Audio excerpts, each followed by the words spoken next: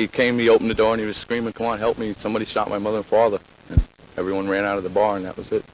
They all took off. No, I had to stay. I was tending bar. They all jumped in his car and took off.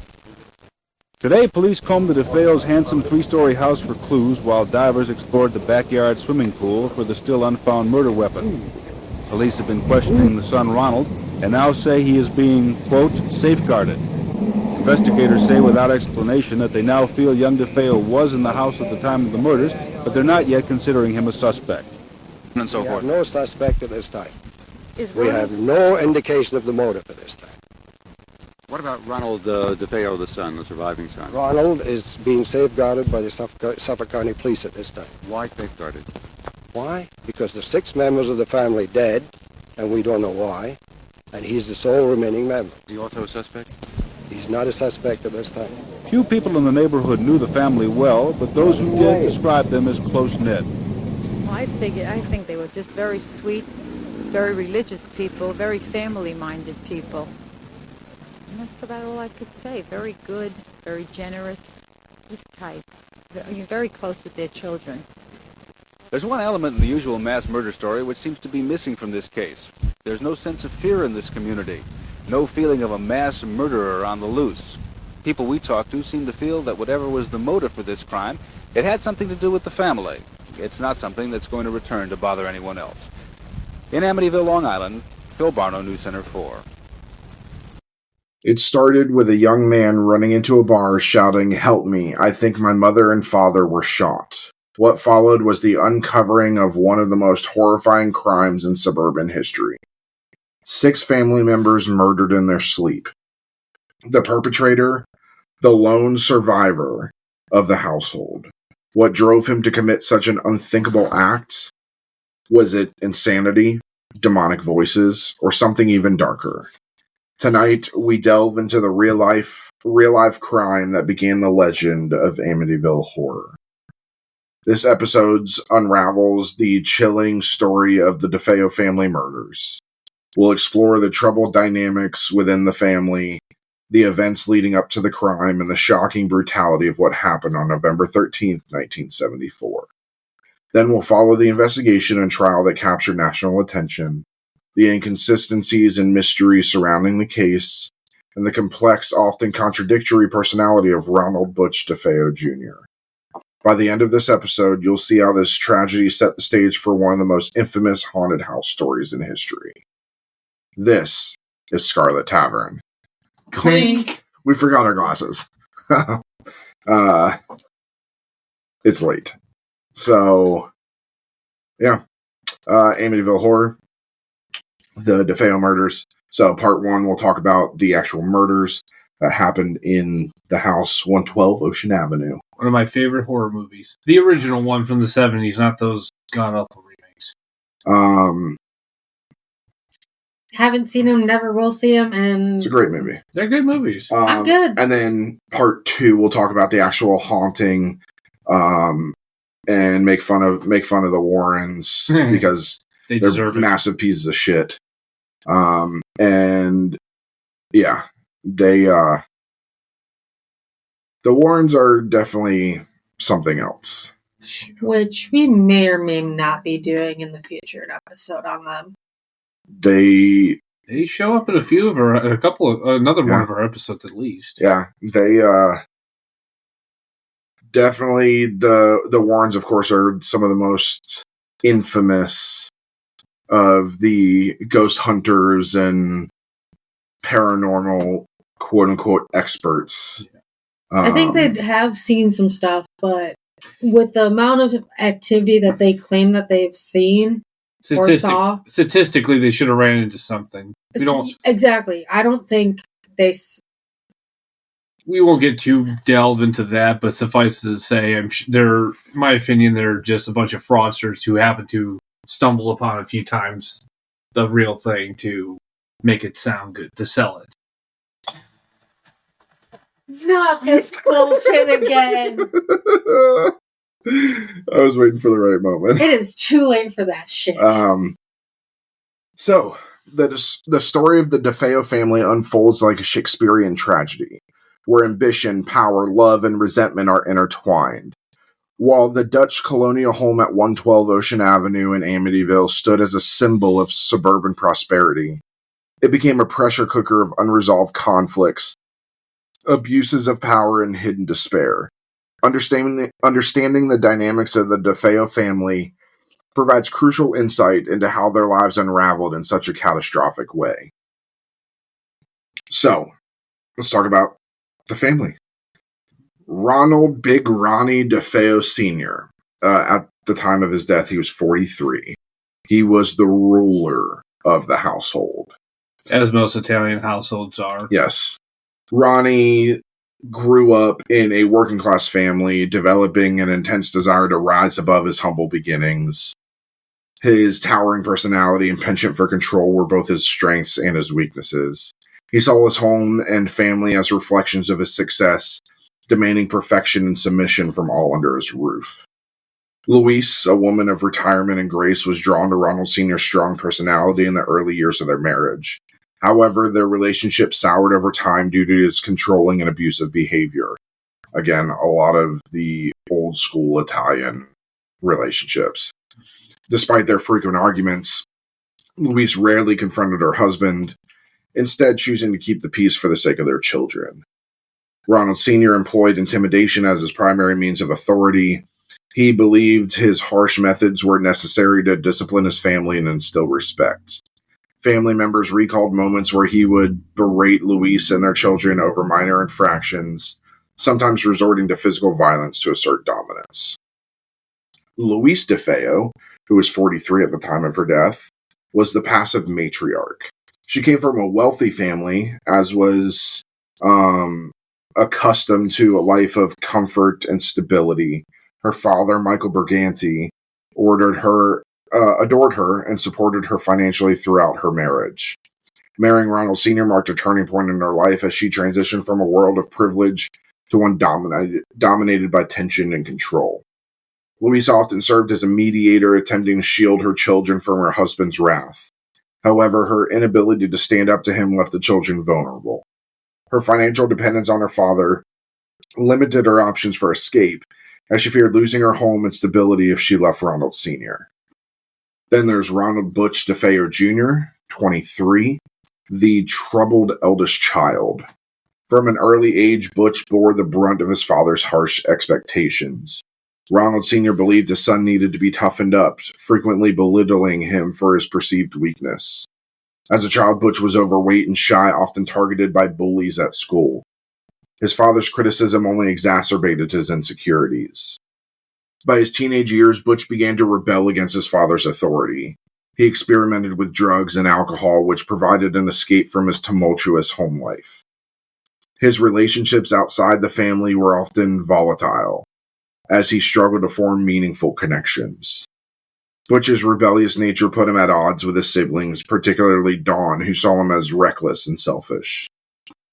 Despite these conflicts, Butch shared moments of camaraderie with his siblings, particularly Allison, who often tried to empathize with him. Dawn DeFeo, 18, the aspirational daughter. Dawn yearned for independence and viewed her family home as a prison. She frequently clashed with her father over her plans to move to Florida to be with her boyfriend. Her ambition to escape was met with resistance from her father, who saw her departure as a threat to his control over the family.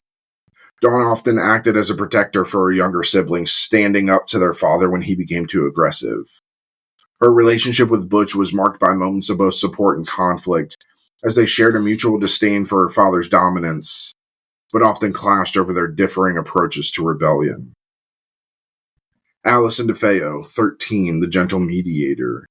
Allison was known for her quiet demeanor and empathic nature. She often tried to diffuse tensions between her siblings and parents, serving as a voice of reason. Her gentle personality made her a confidant for her siblings, particularly Mark and John Matthew.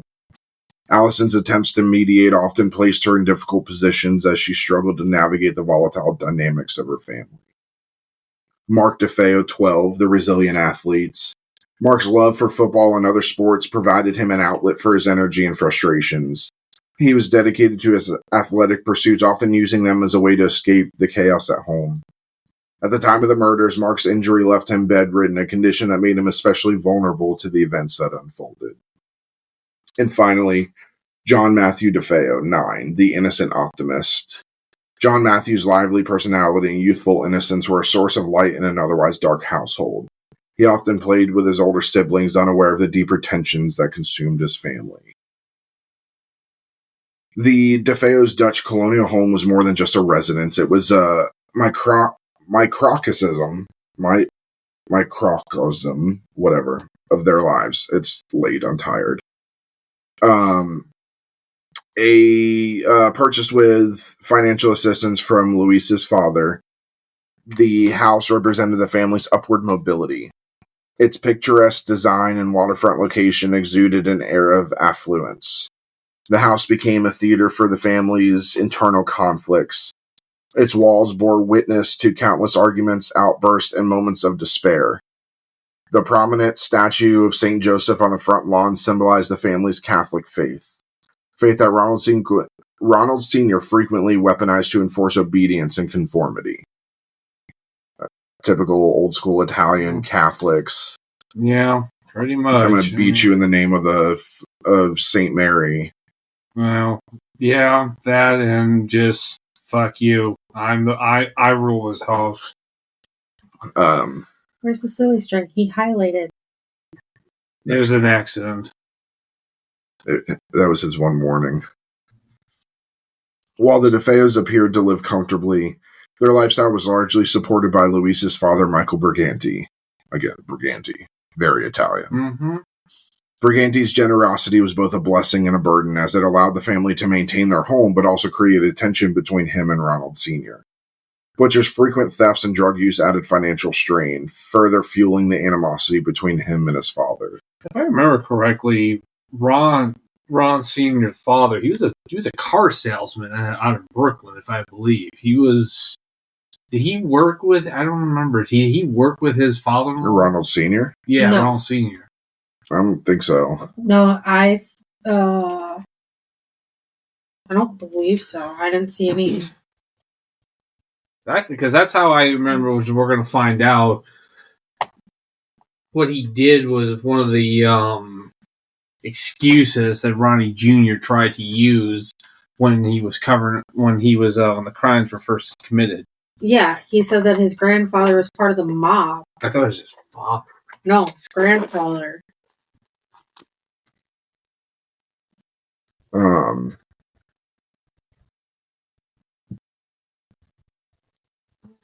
Let's see.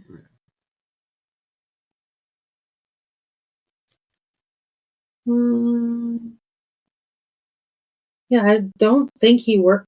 I think he blamed it on his grandfather for being part of the mob. Not his father. It was his grandfather. Okay.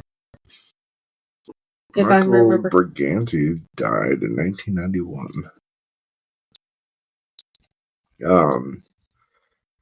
So, as the family's tensions mounted, several key incidents foreshadowed the tragic events of November 12th, 1974. Butch's failed attempt to stage a robbery at the family business deepened his father's distrust and anger. Butch's reliance on drugs escalated, making his behavior more erratic and unpredictable. Dawn's defiance and Butch's rebellion led to frequent confrontations with her father, creating an atmosphere of constant conflict. The night of November 12th to the 13th, 1974, was marked by an eerie calm that would soon be shattered by one of the most horrific crimes in modern history. Ronald Butch DeFeo Jr., the eldest son of the DeFeo family, committed the unthinkable. The methodical and brutal murder of 6 family members while they lay asleep in their beds. To understand the events of the night is to delve into a series of calculated actions, chilling details, and unanswered questions that still haunt investigators and the public alike. On the evening of November 12, 1974, the DeFeo family followed their usual evening routine, with the children completing schoolwork and Ronald Sr. maintaining a tight grip on household order. Despite the semblance of normalcy, the atmosphere was charged with underlying tension, Butch had been out for most of the day, drinking heavily and using drugs. Butch returned home late in the evening. Witness accounts suggest he was agitated, muttering about his father and seemingly lost in his own world. Family members likely saw his behavior as part of his ongoing struggles, unaware of the violent thoughts brewing in his mind. That evening, the family had dinner together, a rare occurrence given the growing estrangement between Butch and his parents. Some reports suggest Butch barely interacted, eating in silence before retreating to his room. A heated exchange reportedly occurred between Butch and his father. The argument stemmed from lingering tension over the staged robbery at the family car dealership and Butch's failure to contribute meaningfully to the household. After the altercation, Butch retreated to his room, possibly stewing in anger or planning his next steps. By midnight, the house had fallen silent. Each family member went to bed, their rooms spread across 2 floors. Butch, awake and pacing, reportedly retrieved the .35 caliber Marlin rifle he had stashed away. Around 3 a.m., Butch began his rampage, methodically moving from room to room. The precise order of the killings remains a subject of speculation, but forensic evidence provides a chilling reconstruction. Butch first targeted his parents, Ronald Sr. and Louise, as they lay asleep in their first-floor bedroom. Ronald Sr. was shot twice in the back, with the bullets penetrating his kidneys and spine, killing him almost instantly. Louise awoke to the sound of gunfire, screaming in terror. Butch silenced her with 2 shots to the chest, one of which punctured her lung.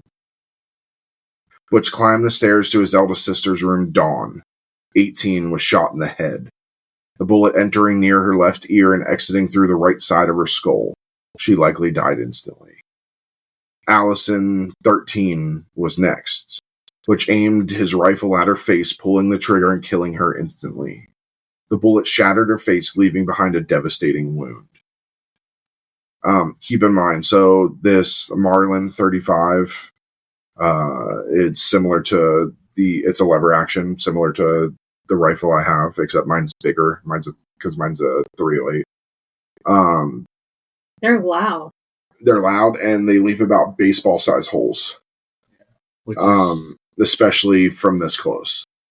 And then the 2 youngest boys, Mark and John Matthew, shared a bedroom. Butch shot Mark in the back, the bullet piercing his spine and leaving him immobile. John Matthew was also shot in the back as he lay sleeping, the bullet puncturing his lungs and heart. Each victim was discovered laying face down in bed, hands above their heads, with no evidence of a struggle. This detail has puzzled investigators for decades. Theory suggests Butch may have ordered his family to lie face down before executing them, or that they were already positioned that way in their sleep, which I find unlikely. The absence of defensive wounds indicates the victims were caught completely off guard.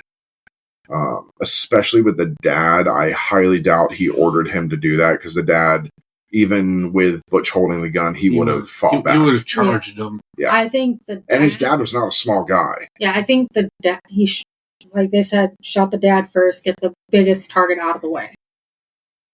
Then his mom wakes up screaming. He silences her. Honestly, I think he shot them and then posed them. Yes. I think he posed them afterwards. Because he shot his sister in the face. So how does she end up like that? Face down in her bed, arms above her head. Yeah. So he posed them. I believe we're going to get into other theories about this, because there had another Long Island detective years later actually posed a theory that is interesting. But I'll wait till we actually get through the rest of everything before I say it. The Marlin rifle used in the murders was loud, yet no neighbor reported hearing gunshots. Some theorize that a storm muffled the noise, while others speculated that Butch may have used a suppressor, though none was found. There's no suppressor available for a Marlin rifle. Also, if I remember correctly, wasn't this like, nowadays it's in a suburban built-up area, but back then this was a little bit of a property, like the neighbors weren't exactly like right next. I think it was still suburban, but they weren't right next to each other. Another possibility is that the victims were drugged, but toxicology reports later revealed no traces of sedatives in their system. Like I said, I think he kicks through the door, bang, bang, and then poses them after as he went through, killed everybody, and then went back through and posed everybody. It's always, again, if he used a sedative, he used one that nobody was looking for, no one found. I think that's too smart for him. Yeah, I think it would have been something that he would have been easily Plus, found. how'd he get it? So, I mean, this kid's a druggie, but still. It's not like your corner drug dealer is selling you sedatives. Yeah. So after completing the murders, Butch calmly took a shower, changed into fresh clothes, and began cleaning up. He gathered the rifle, bloody clothing, and spent shell casings, placing them in a pillowcase for disposal. On his way to work the next morning, Butch discarded the pillowcase in a storm drain near the family home. He later claimed to have thrown the rifle into a canal, though this detail remains unverified. So the way it looks is that they did have neighbors that would have pretty close. Yeah, that would have heard that gunshot. But if there's a storm and there's thunder, then it's possible. That's probably the only way. You're right. I think they would have. Butch arrived at work as usual, behaving as though nothing was amiss. Throughout the day, he made several phone calls to the family home, feigning concern over why no one was answering. He even complained to coworkers about his father's apparent absence, planting the idea that something was wrong. That afternoon, Butch left work early, spending time with friends at a local bar. He continued his charade, mentioning his inability to contact his family and expressing mild concern. Around 6:30 p.m. on November 13th, Butch burst into Henry's bar, a local hangout, shouting, "You've got to help me, my mother and father have been shot." His panic appeared genuine, convincing several bar patrons to accompany him back to the house. So about 15 and a half hours later. Yep. The group entered the home and immediately noticed the eerie silence. They proceeded to the bedrooms where they found the bodies of Ronald Sr. and Louise in their blood-soaked bed. One of the men called the police, who arrived within minutes to begin their investigation. Investigators were struck by the methodical nature of the killings. The victims appeared to have been executed while sleeping, with no signs of struggle or escape attempts. The house showed no signs of forced entry, ruling out an intruder. Butch, the only surviving member of the household, was immediately taken into custody for his protection. However, inconsistencies in his story quickly raised red flags. See, if it were me, I would have shot myself. Not kill myself. Shot myself. Hey, I escaped. Somebody else did this. I escaped. Look, here's the bullet wound. Boom, suspicion gone. Maybe. It's a better chance of it, but... Hey, I woke up. Nobody else did. Despite the loud gunfire, no family members awoke during the murders. Investigators theorized that the victims may have been drugged, but toxicology reports later debunked this idea. The rifle used was unsuppressed and extremely loud, yet neighbors reported hearing nothing unusual. Possibility of external noise such as weather conditions masking the shots remains unverified. Butch's stated motive that voices told him to kill has been heavily scrutinized. Some believe the murders were driven by financial greed as Butch stood to gain from his parents' life insurance policies. Others point to years of abuse and psychological turmoil as the primary factors. The investigation into the DeFeo murders began immediately after the discovery of the crime scene on the evening of November 13th, 1974. The Suffolk County Police were faced with a horrifying tableau. 6 family members, all shot execution style in their beds, and the sole survivor, Ronald Butch DeFeo Jr., claimed to have stumbled upon the carnage. What initially appeared to be a targeted mob hit soon unraveled into a deeply disturbing and complex case as inconsistencies in Butch's story emerged. The subsequent interrogation revealed a chilling portrait of a man capable of unimaginable violence. Police officers arrived at 112 Ocean Avenue within minutes of receiving the emergency call from the bar. They were led into the house by Butch and immediately observed the eerie silence and overwhelming stench of gunpowder and blood. Officers methodically searched the house and found the bodies of 6 victims, all lying face down in their beds. The execution-style murders were carried out with precision, leaving no signs of struggle or resistance. And I will say, For those of you that have never entered a house filled with blood, it has a very specific scent. So do dead bodies. Just imagine pennies. So pennies have a smell to them. It's the copper. Imagine that times 1,000,000. You can smell it the second you walk in. You know when there's blood. And then, of course, most people know the smell of gunpowder. Chloride and all that. So, but that smell of blood it's nothing you will ever forget. So Ronald Sr. and Luis's room on the first floor, the parents were found in a large pool of blood with multiple gunshot wounds. Each of the children were found in their respective rooms, shot once or twice. Investigators noted the unusual positioning of the bodies as they were all face down, suggesting a calculated approach by the killer. Butch appeared distraught, pacing and muttering incoherently about the mob and his family's deaths.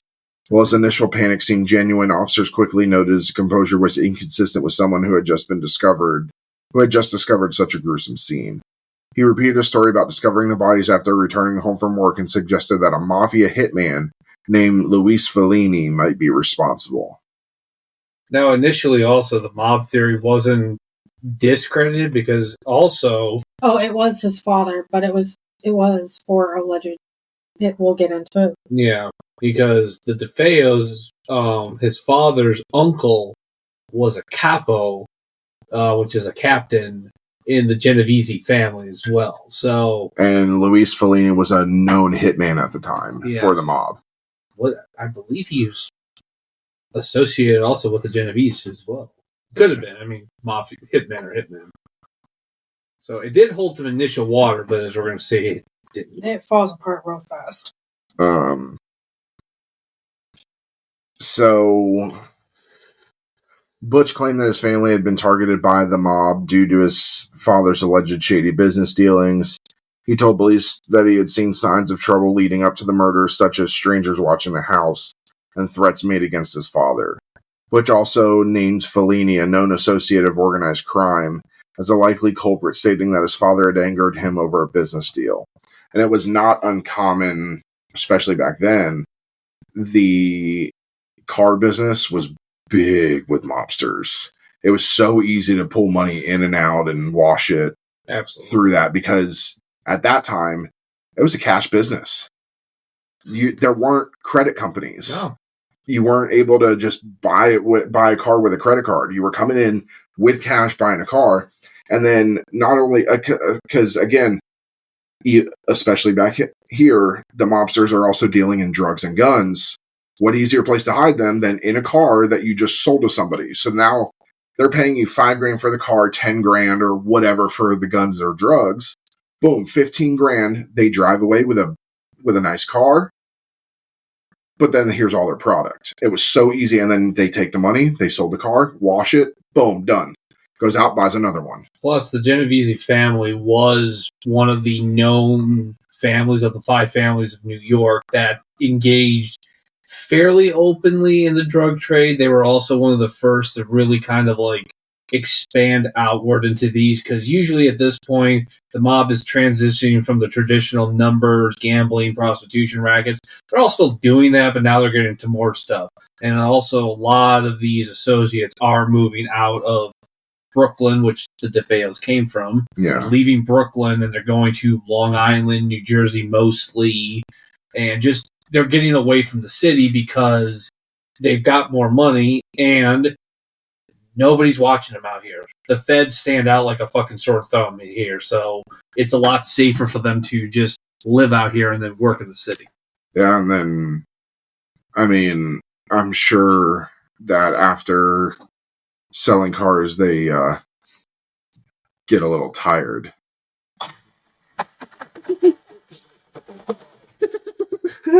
Fuck you. Speaking of mobs.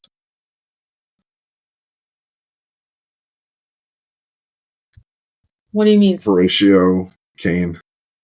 His character was like very Italian, supposed to be Italian in CSI Miami. I never watched that show. It was the worst. It was the worst one. I never got the Italian, like, however you fucking pronounce it. Italian. Fuck off. So investigators found no evidence of a break-in, which contradicted Butch's claim of an outside attacker. The back door was unlocked, but there were no signs of a struggle or disturbance elsewhere in the house. Detectives noted that the precision of the killing, 6 victims shot in their sleep, did not align with typical mob hit patterns, which often involve public displays of violence as a warning. Additionally, the murder weapon, a .35 caliber Marlin rifle, is not commonly used by mobsters who typically preferred handguns or silenced weapons. And that is a thing. Mm-hmm. So if this was really a mob hit, they would have been out in their yard, sprawled out, and that, boom, here's your message. Actually, and they would not have missed somebody. Also, they never would have killed him in his home for just for practical reasons for this. The mob is going to kill you. Yeah. They will not kill your family. They will not kill your wife because they didn't do anything. Unless you kill their wife. And then. Well, even. But yes, the mob did have limits. They did have. Most of it was practical. Again, you don't kill a man in your home. Why? Hollywood tell you it's about respect. In reality, I really don't feel like killing women and children. So if Ronnie Sr. was a hit, Ronnie Sr. would be dead. He would have been shot. He would have been killed at his dealership. Yeah, in the car as he was. And he would have been stuffed in a fucking trunk. Yeah.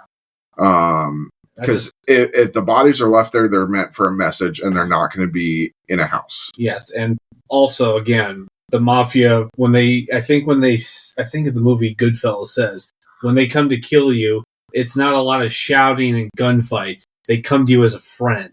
Ronnie would have been taken. Ronnie Sr. would have been taken out to dinner, and as they're walking to the car, done.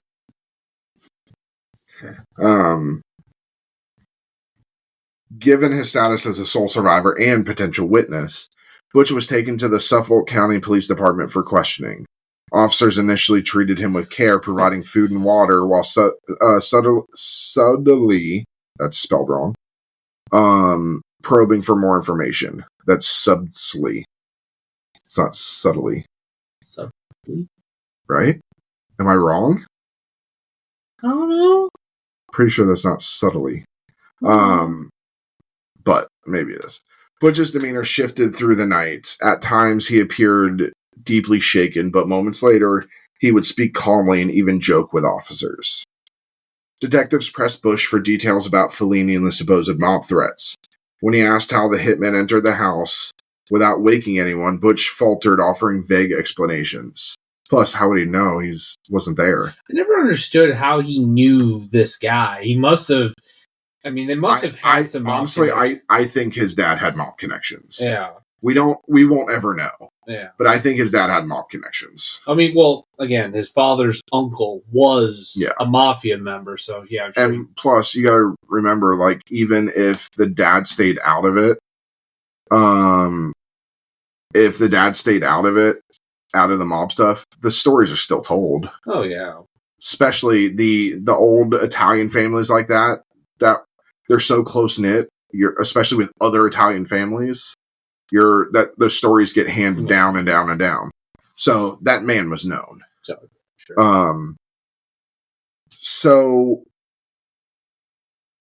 officers also questioned why no neighbors reported gunshots. Butch suggested the killers might have used silencers, a claim disproven by forensic evidence showing that the rifle lacked a suppressor, which you can tell based off of the rifling on the bullet. So a suppressor has no rifling on the inside. Mm-hmm. And for those that don't know, rifling is a spiral pattern on the inside of the barrel that allows the bullet to spin. Well, when you get to a suppressor, there's no rifling in there, so the bullet just goes straight through. And that helps quiet the muzzle. That's why we don't use muskets anymore, because those are all smooth barrel. Correct. So, and that rifle I know for a fact, because I own one like it, does not fit a suppressor.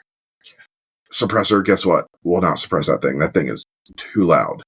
My gun's bigger. My gun's a lot bigger. But it is loud as fuck. As detectives cross-referenced Butch's statements with evidence from the crime scene, they noted discrepancies. For instance, Butch claimed he was at work during the murders, but his coworker stated that he had left early that day and behaved strangely. Investigators confronted Butch with the implausibility of his story, pointing out the lack of forced entry and the absence of Fellini in the area. Forensic evidence showed no signs of sedatives in the victim's systems, contradicting Butch's claims that the family might have been drugged. During questioning, Butch accidentally referred to the details of the crime scene that had not been made to the public. This revelation raised red flags, as only someone involved in the murders could know such specifics.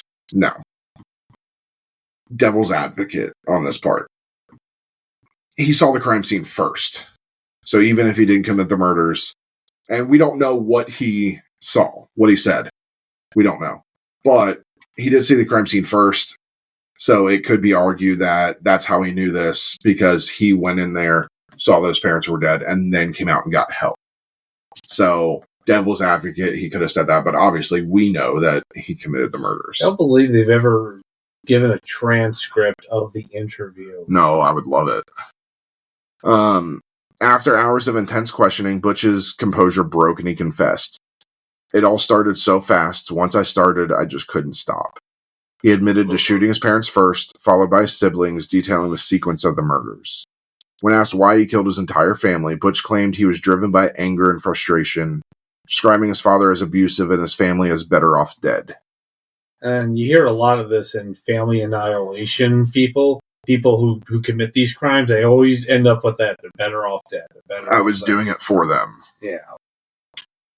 The murder weapon was identified as a .35 caliber Marlin rifle, which Butch had owned for some time.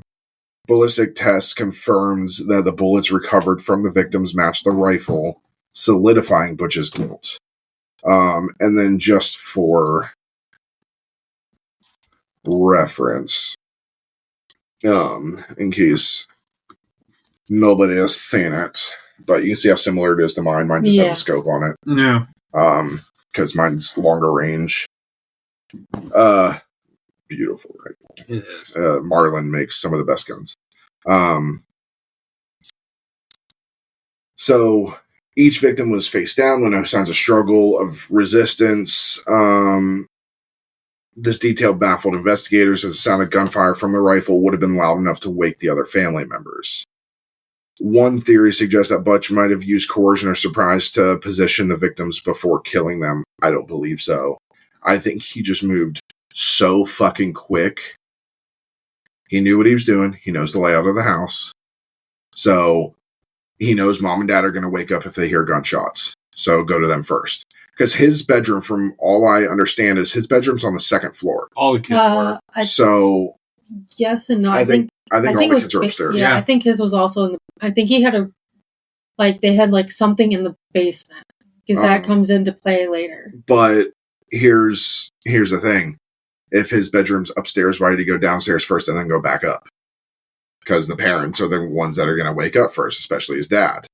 So he goes down there, takes the two of them out. Then immediately goes up, big sister, the next one that could take him out. Then younger and younger and younger. And then goes back through, drags their bodies, positions all of them, tries to make it look like a mob hit. That's why I think he positioned them after. Wasn't any kind of sexual thing. It was trying to make it look like a mob hit. He got no gratification out of this. I think he just... he was done. He was over. I think I'll say what I'm going to say till the end. But yeah. The medical examiner determined that the murders occurred around 3 a.m. The precise timing aligned with Butch's statement, though it also raised questions about how he was able to execute the killings so efficiently without alerting the neighbors. The quiet suburb of Amityville was rocked by the news of the murders. Residents who had long considered the DeFeos a nice, normal family struggled to reconcile this image with the grisly reality. The high-profile nature of the case, combined with Butch's changing narratives, drew significant media attention. Headlines speculated about possible mob ties, mental illness, and even supernatural forces, laying the groundwork for the later legend of the Amityville Horror. Yeah! Butch's confession revealed deep-seated anger and resentment toward his father, whom he described as tyrannical and abusive. Psychologists later speculated that years of physical and emotional abuse had created a psychological break, fueling Butch's capacity for violence. Butch admitted to using heroin and LSD regularly, both of which may have impaired his judgment and heightened his aggression. No.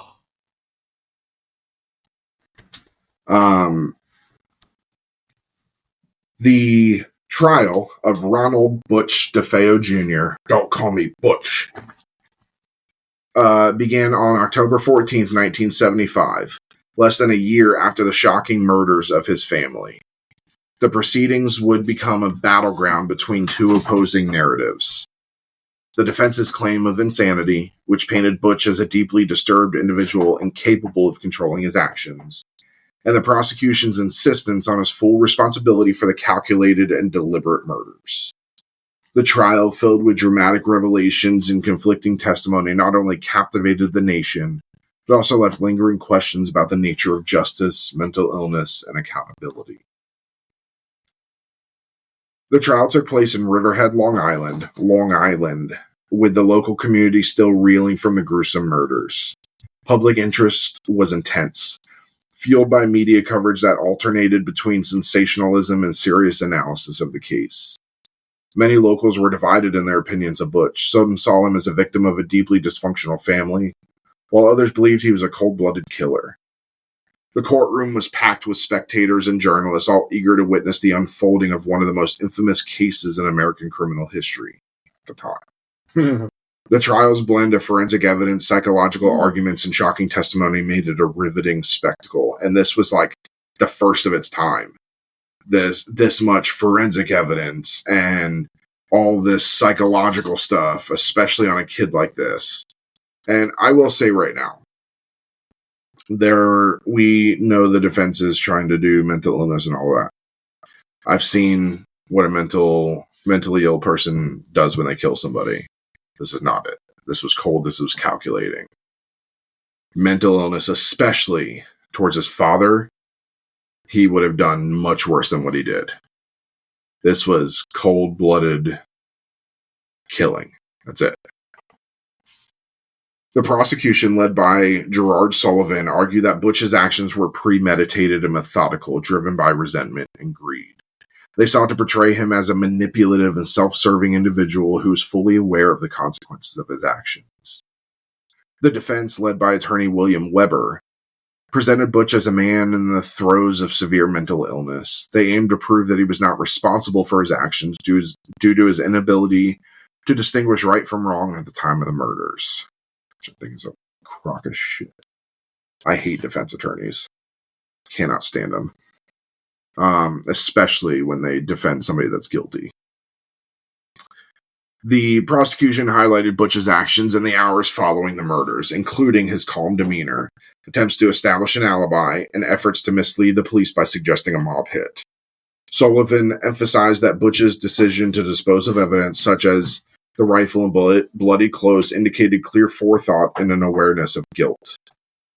Prosecution argued that Butch was motivated by financial gain, particularly his desire to collect his parents' life insurance policies. Witnesses testified that Butch had expressed frustration about his financial dependence on his father and had previously threatened to kill him. Sucks, man. Dad won't give me any money for drugs. Yeah. Basically what it was. And here's the thing.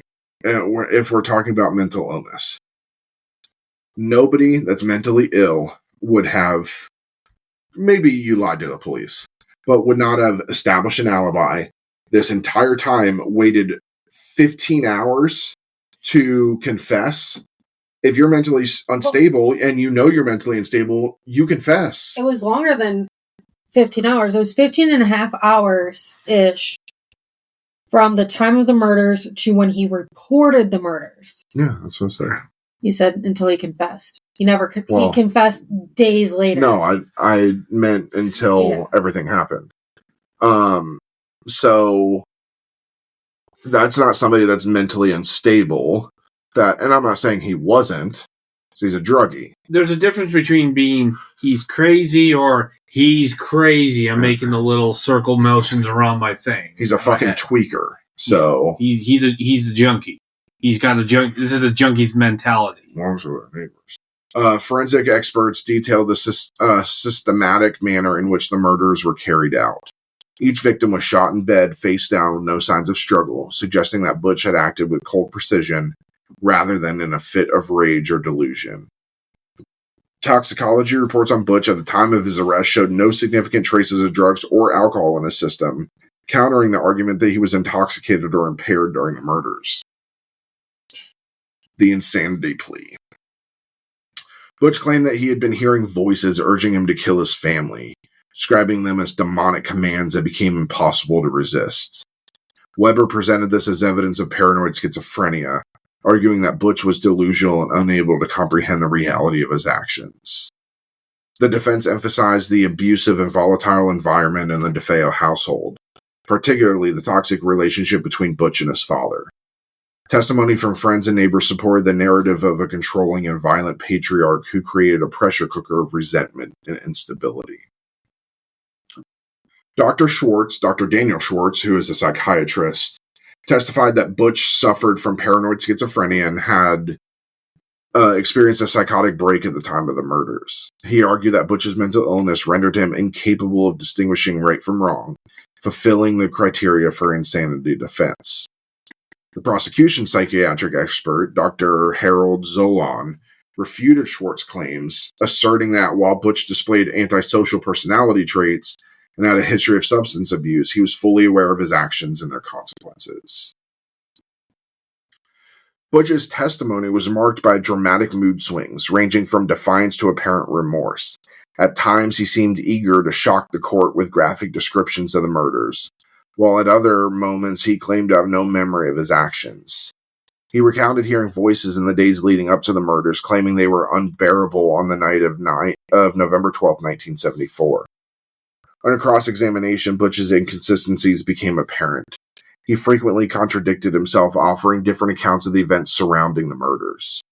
At one point, he implied that his sister Dawn had been involved, an allegation unsupported by forensic evidence. Oh yeah, my little sister helps me kill my family, and then I killed her. She had no reason to. I mean, she did, but... Witnesses described the DeFeo household as troubled, with frequent arguments and physical confrontations between Butch and his father. These accounts painted a picture of a young man pushed to the brink by years of abuse and neglect. Officers who interacted with Butch on the night of the murders testified about his calm demeanor and his initial attempts to mislead them. Their observations reinforced the prosecution's argument that Butch was calculating and aware of his actions. The trial attracted significant media attention, with journalists scrutinizing every development. Public opinion was divided, with some viewing Butch as a victim of his circumstances and others as a manipulative killer. During one session, Butch claimed to hear voices in the courtroom shouting, "Can't you hear them? They're telling me what to do." This outburst briefly disrupted proceedings, with the defense arguing it demonstrated his mental instability, while the prosecution dismissed it as an act. It was 100% an act. Of course it was. Kind of very convenient that they... Happened in a courtroom full of people. Yeah. The heated exchanges between the defense and prosecution became a focal point, with both sides presenting compelling arguments about Butch's mental state and culpability. I will say this, though. It is... So, Ronnie DeFeo Jr. was in his 20s when this happened. 23. That is a fairly typical time when a lot of mental illnesses like schizophrenia start to manifest themselves. Not always, but it is about, I believe that is about an average age.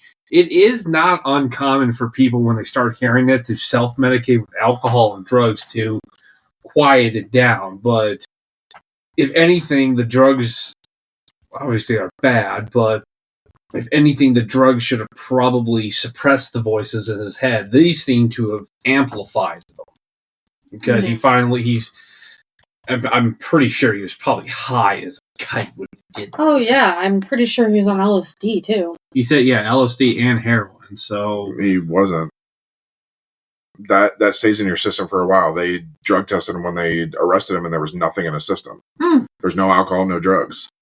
That stuff's... There's traces in your system for, like, I believe it's 72 hours. Oh, okay. There was nothing in his system. So he was stone cold sober when he did it? Yes, that's why I said it's there's nothing mental. He meant to do this. Oh, yeah. He can't say, oh, I was high. No, they drug tested him when they took him in. They did a blood test. No alcohol, no drugs whatsoever. He was stone cold sober. And after 15 hours, that would still be in your system. I mean, everybody knows just from getting drug tested how long weed stays in your system. So Weeks. Meth and all of that, it stays in there a while. On November 21st, 1975, the jury deliberated for less than 7 hours. That is quick in a murder trial. Most of the time it takes days before finding Butch guilty on 6 counts of second-degree murder. The verdict reflected the jury's rejection of the insanity defense, as they believed Butch was fully aware of his actions and their consequences. So, like I said, I've been on jury trials, most of them last days, especially when it comes to murder. Oh, because they want to take the time. Yeah, and there's a lot of deliberation. You'll get people that are torn and stuff like that, especially in a case like this. I don't think it was unanimous. If I remember right, it was not unanimous. Can't remember.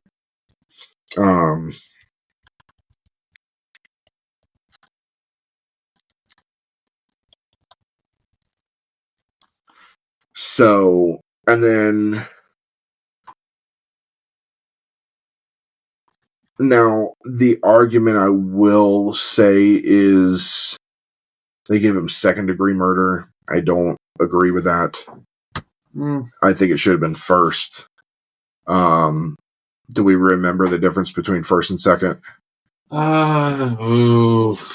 First, they have to prove that it was a deliberate or premeditated, where it's very hard to it's hard when there's like little to no evidence of if it was premeditated, which it was most definitely premeditated.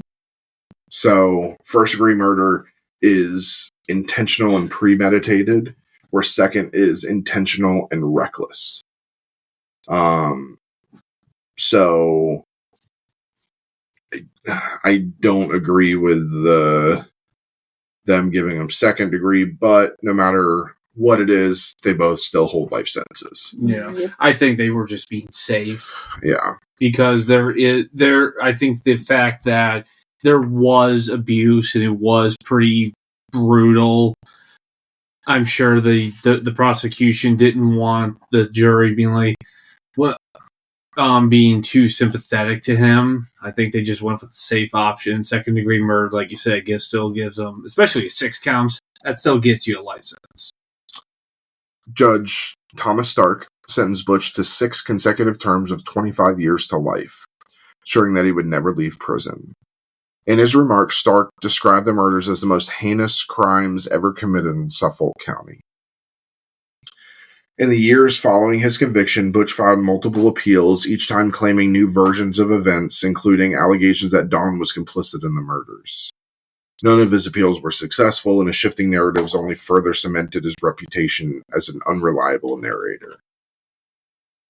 The trial highlighted the challenges of using an insanity defense, particularly in high-profile cases, where public sentiment and media coverage can influence perceptions of guilt.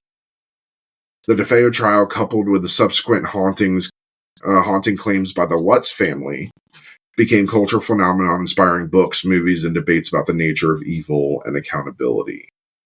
And the Lutz family we'll get into in the next episode.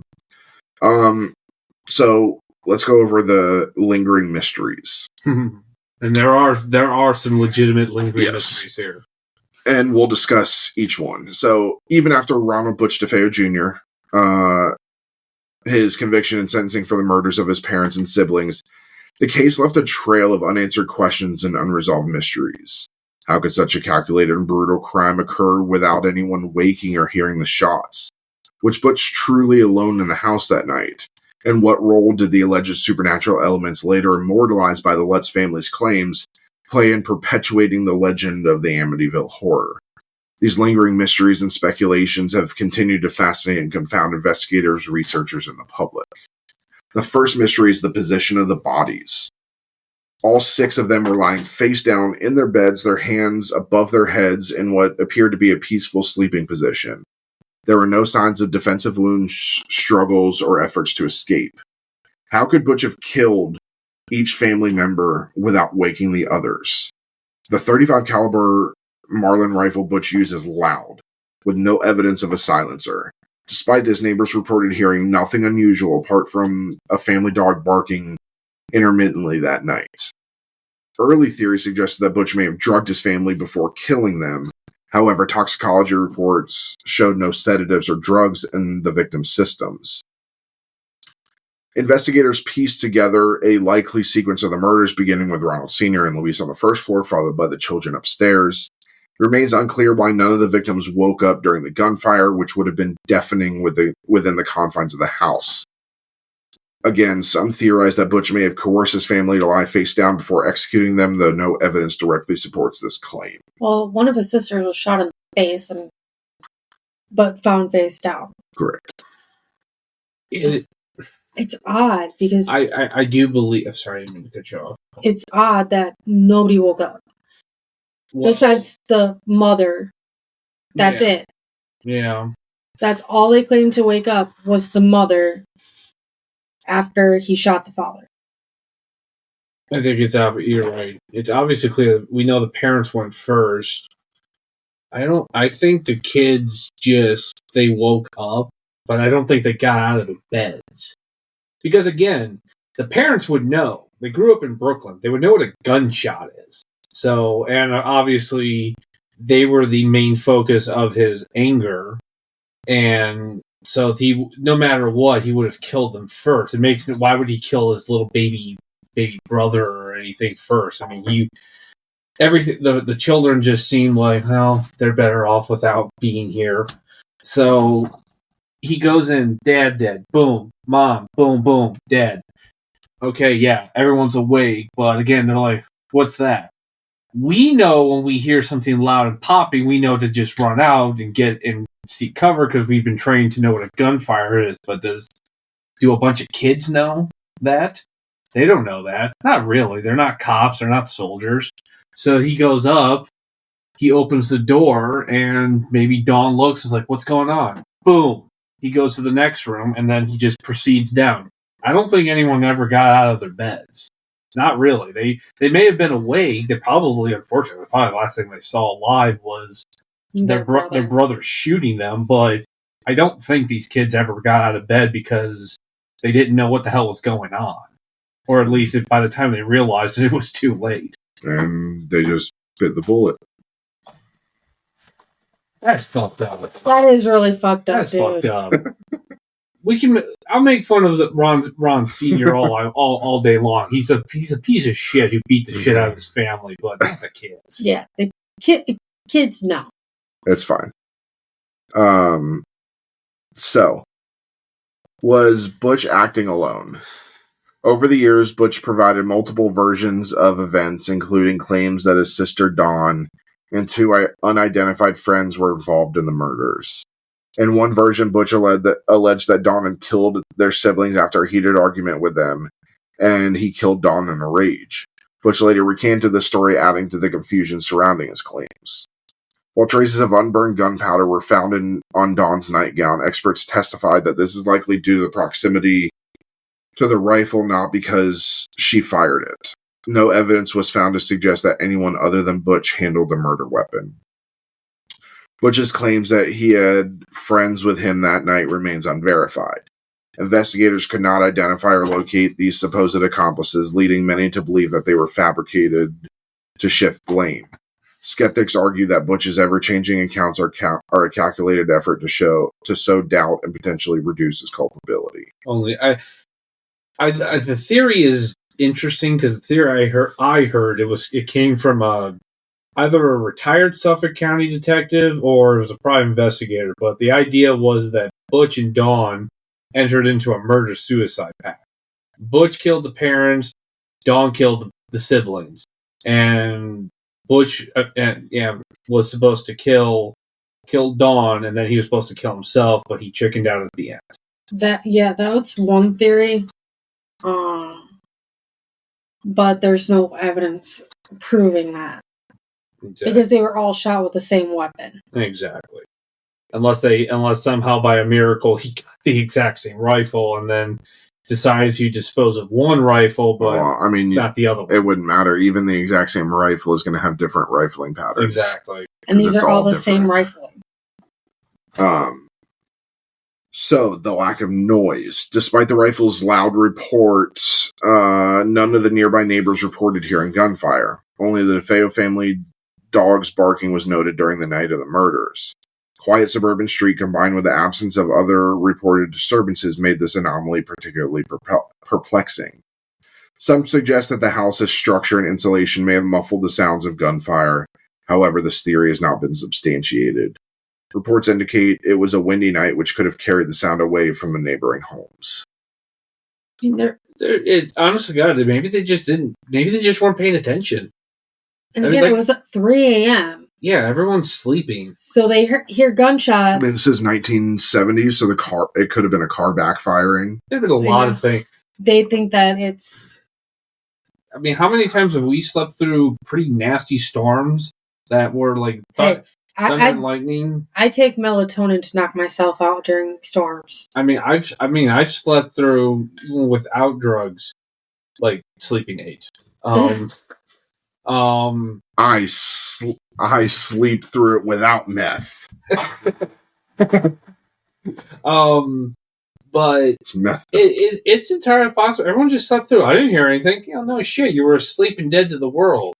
And even if you were, you would have to be awake. And again, if you're not hearing it, you watching TV or something else, you're probably just not going to hear it. And again, this is a suburban neighborhood, and they are there, but this isn't like New Jersey where everybody is like really close together. There was some space in between those homes. So what was his motive? The prosecution argued that Butch was motivated by greed, aiming to collect his parents' life insurance policies.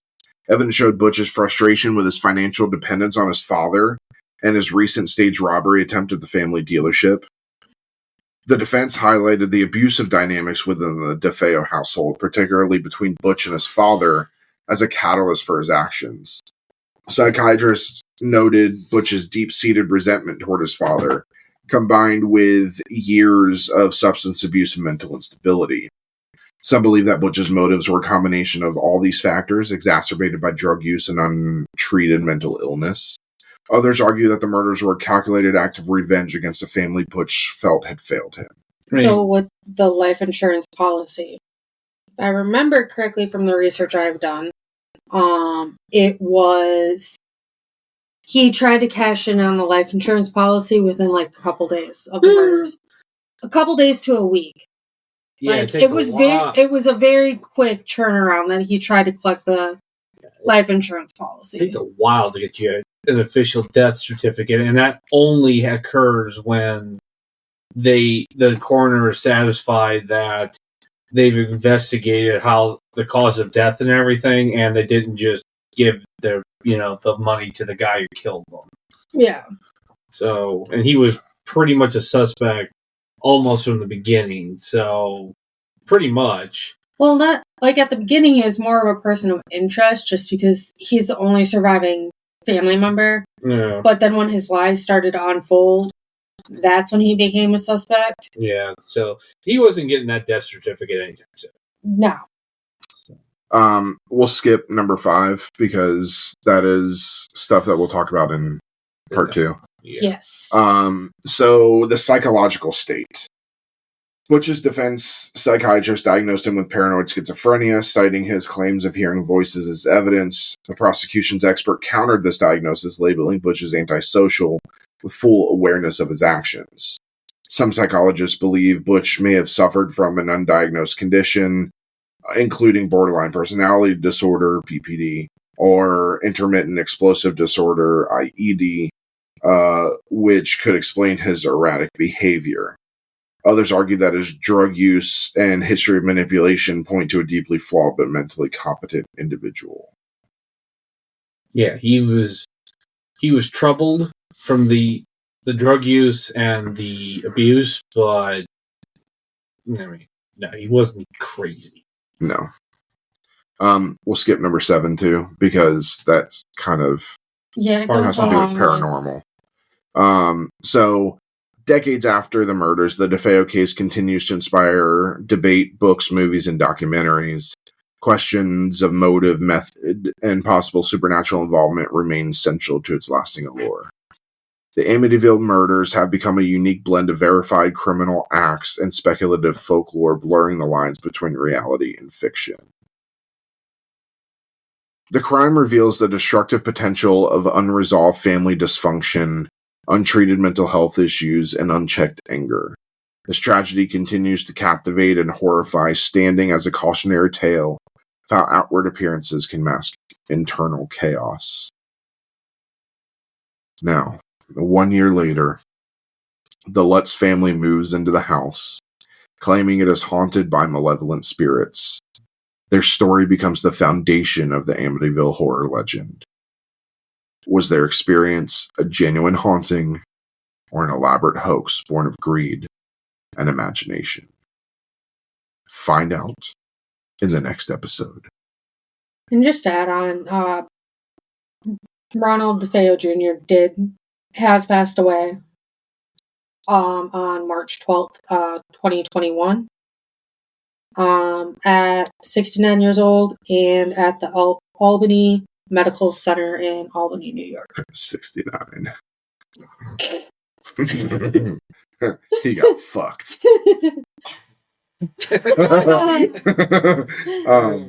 So, and if I remember, I believe he never spoke really of after all his appeals. Yeah, and even those actually stopped after a while. Well, you only get so many. True. But yeah, so we want to thank you for joining us. Thank you for listening. Please remember to turn in your glasses, push in your seat, and as always, tip the bard. Good night, everybody. Good night. Clink.